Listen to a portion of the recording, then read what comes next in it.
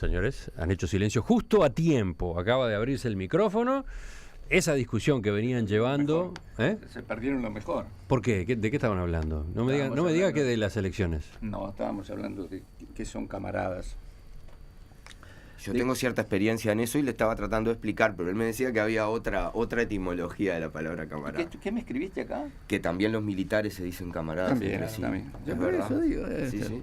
Bueno, pero en la política es una denominación que se usa para relacionarse entre los militantes de los partidos comunistas en el mundo entero. Así son las cosas durante las pausas, en las mesas de En Perspectiva.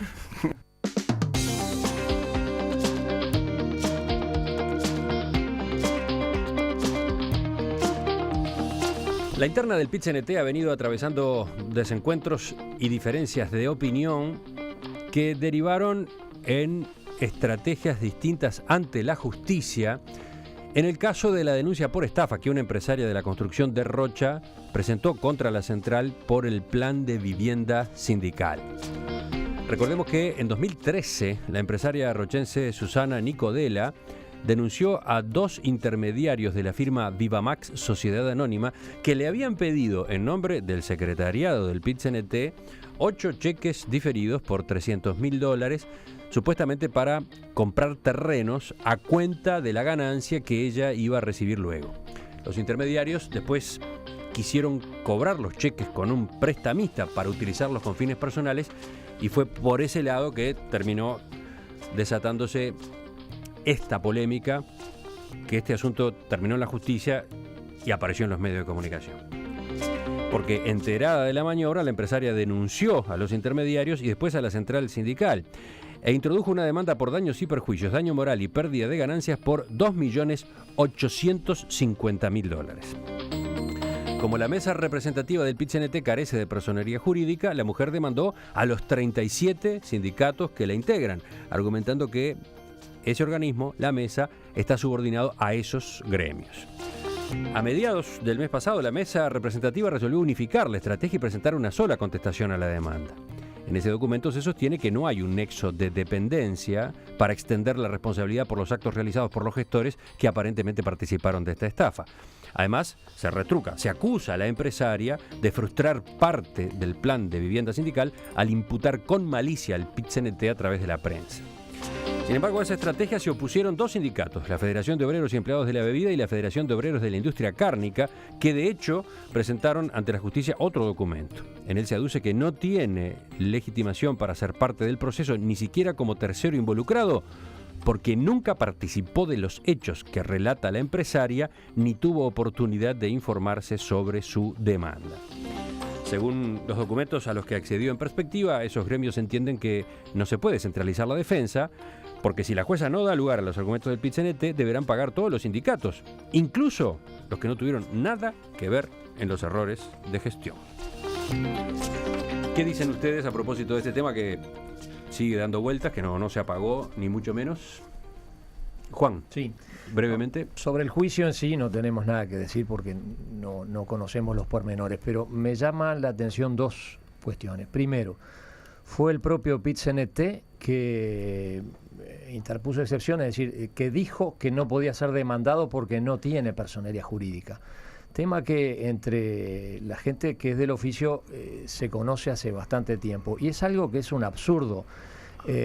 ¿Hasta cuándo va a haber esa ambivalencia en el sentido de que cuando tengo que asumir responsabilidades no existo para el derecho, pero sí existo para pedir una cadena en los medios, para pedir tener un medio de comunicación propio, para manejar plata, no sé a nombre de quién tiene las cuentas el PIT-CNT y todo el dinero que maneja, para incidir en la política, para ser parte en organismos en donde se prevé cuota o participación de los trabajadores. De modo que ese es un tema que la sociedad uruguaya y este gobierno en particular creo que va a tener que encarar, un sinceramiento. ¿Qué es el PIT-CNT? ¿Existe o no existe? Y si existe, que se ponga dentro de la ley, pase por el Ministerio de Educación y Cultura y gestione su personería jurídica. En cuanto al fondo, lo que también me parece un contrasentido es que todo este lío surge porque una enorme cantidad de dinero que con la mejor de las intenciones iba a destinar a viviendas fue manejada con criterio de boliches, con criterio totalmente privatista. Es decir, hay una contradicción entre el discurso de los dirigentes que, por ejemplo, en lo nacional dicen que todo tiene que ser estatizado y a su vez en el Estado todo tiene que ser a través de rigurosa licitación y procedimientos cristalinos, y acá fue con compañeros o amigos de algunos amigos, porque otros dicen que no los conocen. Creo que eso no puede ser sustentado seriamente. ¿Otros comentarios? Yo primero sobre el tema judicial, será un tema judicial, tendrá que probar la señora empresaria lo que dice, y yo tengo en general una visión, conozco del tema, he estado vinculado a la parte social y al trabajo de lo que significa el programa de vivienda sindical. Espero que esto sirva para que se hable del programa de vivienda sindical, porque una iniciativa que pretende resolver las 16.500 familias que están organizadas en 325 cooperativas en todo el país nunca mereció que fuera atendida por nadie. Y hay una iniciativa desde el movimiento sindical porque hay un sector muy importante de la población que no puede resolver su problema de vivienda por la iniciativa privada, porque aún la vivienda de interés social tiene un costo prohibitivo para los trabajadores, prohibitivo, no hay manera de llegar a 90.000, 80.000 o 100.000 dólares que cuesta un apartamento, aún los que son de vivienda social. Y el tema del plan Juntos y otra serie de cosas no adquiere. Hay un montón de trabajadores que tenemos capacidad de pago, pero no tenemos capacidad de ahorro ni capacidad de llegada. Y hay una iniciativa del movimiento sindical de no quedarse en lo reivindicativo y tratar de hacer una propuesta. ¿Se cometieron errores en esta iniciativa? Yo creo que sí. Y creo que el PIT-CNT lo ha reconocido claramente, que se cometieron errores. No creo que haya corrupción, no está probado que haya corrupción, y me parece que además haríamos muy bien también, más allá de todo este lío, en hablar, porque por ejemplo en el Cerro, frente al PTI, ya se están construyendo las viviendas, con un esfuerzo brutal de las familias obreras que después de trabajar construyen, y están ahí con su casco, y de eso no hablamos, nadie habla, ni nadie los va a ver, que es el problema central de esto. ¿Hubo errores? Sí.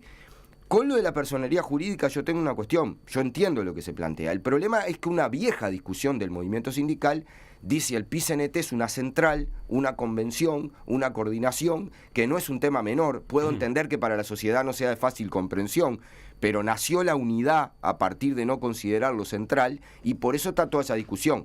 En todo caso, la representación en los organismos y en todo se lo da la representatividad y no la personería jurídica. Gonzalo.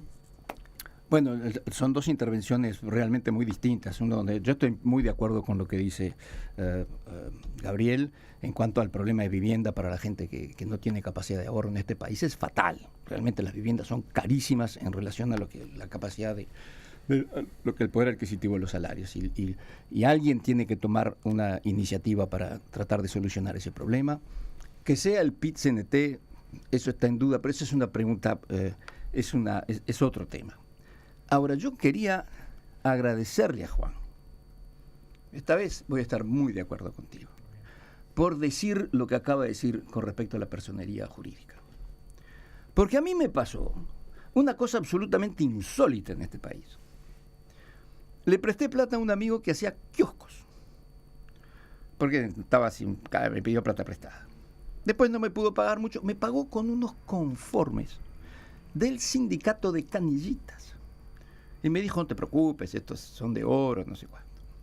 Sindicato de canillitas me pagó los primeros conformes y después no me pagó más nada. Fui a ver al sindicato de canillitas, conversamos, no había arreglo, no me pagaban.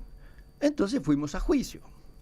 El señor juez, de cuyo nombre no me acuerdo porque me encantaría decirlo y escracharlo, dijo... El sindicato de canillitas dijo, a nosotros no pueden reclamar nada porque no tenemos personería jurídica. Que yo a mi abogado, que era Nils Elander, dije, ¿cómo es esta personería jurídica? Tiene edificio, y todas las cosas que mencionó Juan. No tienen personería jurídica.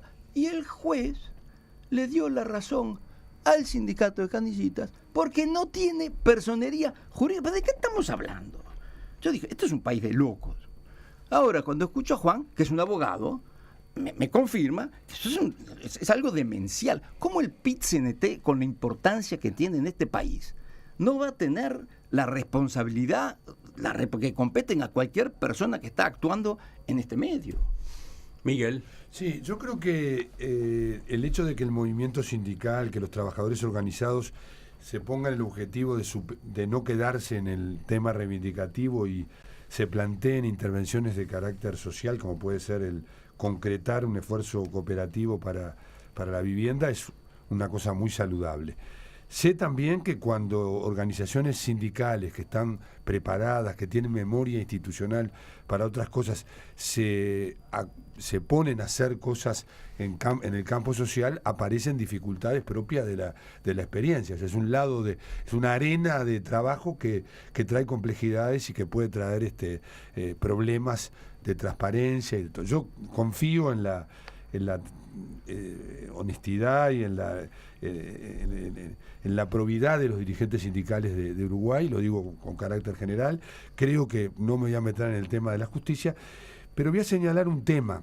El movimiento sindical ha tenido históricamente corrientes, ha tenido diferencias importantes respecto a temas de la estrategia, de la táctica sindical, y eso nunca, por suerte, y creo que es un valor que tiene este país, ha afectado la unidad sindical.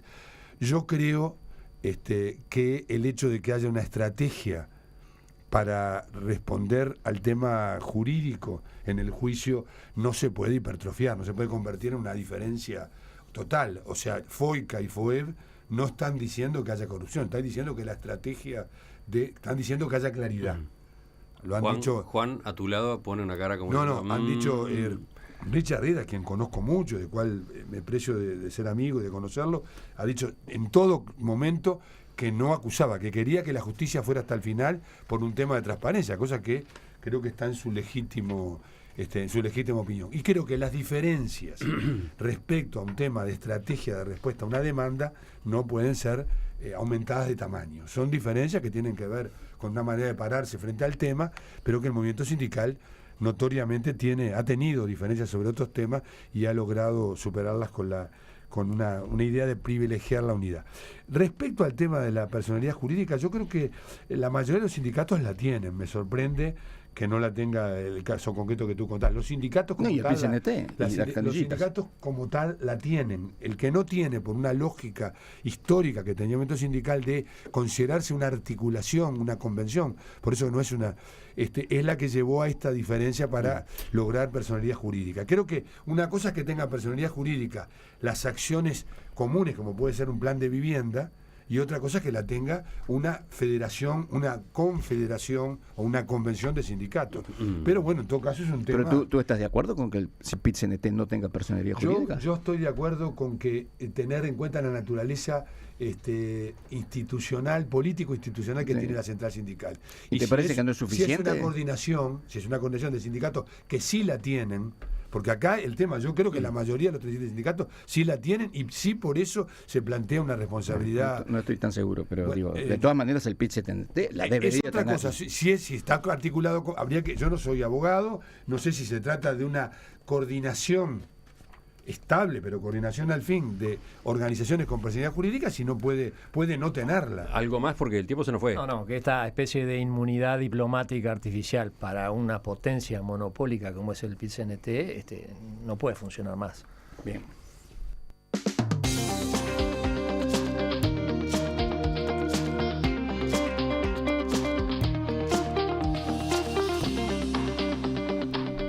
Hay cantidad de mensajes de los oyentes. Por ejemplo, uno pregunta si se le estaba ofreciendo a esta persona una ganancia, ¿no? Porque se le pidieron 8 cheques diferidos por $300.000 para la compra de terrenos a cuenta de la ganancia que luego recibiría. ¿Se puede hablar de que eso fuera un plan de vivienda social? Pero perdón, lo que lo hicieron fueron empresarios intermediarios, no fue el PIT-CNT, esto es un lío entre empresarios. Que algunos quieren acusar a que decían, la misma empresaria esa que hizo esta denuncia dice que habló con dirigentes del PIT-CNT un mes después de que le dio los cheques diferidos a los otros dos empresarios. No fue el empresario. Le doy un dato, porque yo trabajo con... Ya se construyeron, porque no se habla de eso. Es de vivienda social, porque ya se construyeron 890 casas y están en obra por terminar 1.209 casas más. O sea, el programa de vivienda sindical no son solo estos líos. El problema es que de lo único que se habla es de estos líos.